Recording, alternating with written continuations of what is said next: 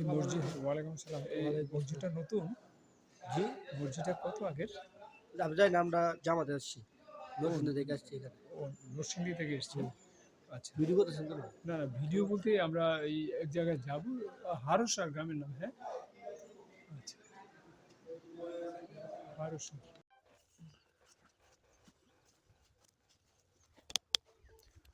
আমরা এই মুহূর্তে যেখান দিয়ে যাচ্ছি সেটি হলো কুমিল্লা জেলার দেবিদ্বার উপজেলার জাফরগঞ্জ ইউনিয়ন অথবা এলাহাবাদ ইউনিয়নের সীমান্তবর্তী একটি জায়গা বা গ্রাম হারোসার। বাবা, এই সেই ছোট্ট একটি খাঁটি বলে গ্রামে, এটা আমার ছোটবেলাও ছিল এবং তখন এখানে অনেক মাছ পাওয়া যেত, কিন্তু তখন এরকম প্লাস্টিকের বোতল এখানে ছিল না। তো বেশ মাছ পাওয়া যেত এই ধরনের ঘাটিগুলোর মধ্যে। এখন তো আর সেই দিন নেই।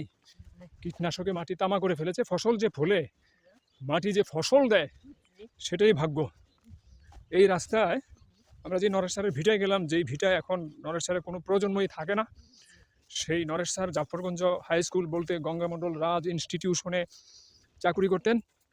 তিনি এই পথেই স্কুলে যেতেন এবং আমাদের পাঠ্য বিষয়ের বাইরেও অনেক অপাঠ্য বিষয়ে পাঠদান করতেন।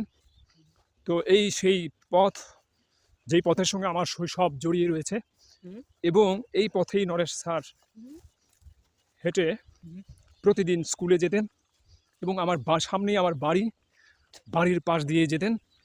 ও, একটি বক উড়ে গেল। একটু দূরেই দেখা যাচ্ছে একটি বটবৃক্ষ।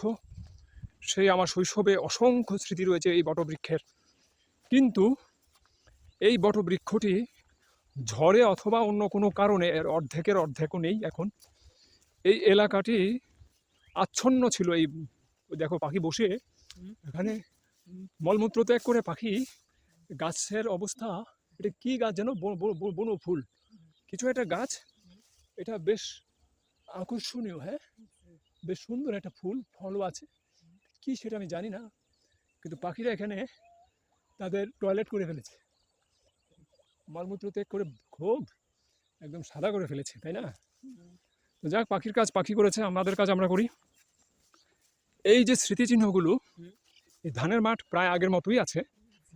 তো ওই যে ছোট একটা গাছ দেখা যায়, এই গাছটিও সেই আগে থেকেই ছিল। মানুষের বিশ্বাস আছে এগুলি হয় এখানে কোনো শহীদের কবর বা কোনো একটা ভৌতিক ঘটনা, অথবা এখানে একটা সর্পরাজ থাকে, এইরকম বিশ্বাস থেকে মানুষ এই জায়গাগুলো এখনো অক্ষত রেখে দিয়েছে। তো আমরা এখন যেখানে যাচ্ছি, এই যে দেখো, এই জায়গাটাতে একটু জলের, একটু পানির একটু ধারা আছে। এগুলোতে অবশ্য ড্রেনও আছে, এই কৃষি জমির জন্য পানির সরবরাহ ব্যবস্থা। তো তোমার হাঁটতে বেশ কষ্ট হয়। ওই গাছের মধ্যে অনেক পাখি আছে। এই বট গাছের মধ্যে এগুলি বিভিন্নভাবে রাস্তাটি আঁকা বাঁকা হয়েছে। এই বট গাছের মধ্যে যে আন্তর্জাতিক ফুটবলের একটি পতাকা উঠতে দেখা যাচ্ছে। এটা কি আর্জেন্টিনার পতাকা? কোন এক আর্জেন্টিনার ভক্ত বট গাছের মগডালে এখন কি করছে, পতাকা উড়িয়ে দিয়েছে। আমাদের কথা সাহিত্যিক, গল্পকার, ঔপন্যাসিক শহীদুল জহির এই দৃশ্যটি দেখলে দারুণ একটি গল্প বুনে ফেলতে পারতেন। তার আকালু এবং আরেকটি, এই আকালুর যে গল্পটি, পুরো গল্পের নামটা মনে পড়ছে না, সেখানে একটি বট গাছের কথন রয়েছে যে ওই বক উড়ে গেল। হ্যাঁ, যেখানে বট গাছের গুড়ি থেকে ডাকাতি হওয়ার টাকা আকালু পায়, সেই টাকা নিয়ে আকালু কি করবে, এই নিয়ে যে তার সংকট, এর একটি রোমাঞ্চকর কাহিনী। তো আমরা যাই হোক, কথা বলতে বলতে এখন ধান কাটা চলছে, হেমন্তের ফসল কাটা চলছে। আমরা চলে এলাম আমার শৈশবের সেই স্মৃতিবাহী বটবৃক্ষের কাছে, বটবৃক্ষের নিচে। তো যাই হোক, আমরা এখানে আর একটু কাজ করব। সেই বটবৃক্ষটি আগের অবস্থায় আর নেই, একেবারে সংক্ষিপ্ত আকার ধারণ করেছে এই বটবৃক্ষ।